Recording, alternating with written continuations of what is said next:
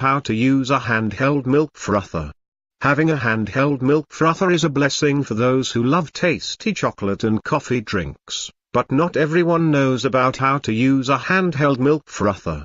Most of us prefer to try out a cup of coffee or latte from our favorite coffee shop or restaurant.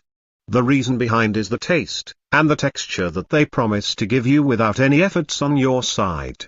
But it is also a fact that you can also bring the same taste and smooth frothy texture in your coffee or chocolate drinks on your own. You must be thinking, how is it possible, right?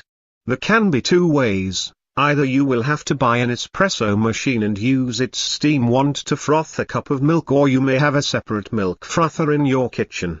Milk frothers can be of any type, either handheld or manual or fully automatic.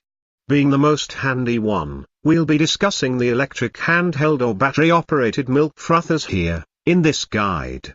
People usually feel confused when they are not sure why they should prefer one type over the other. In fact, it all depends on your needs and the way you prefer to work things out. If you have or are interested to buy a handheld milk frother and are keen to know how you can make the most out of it, we are here to help you.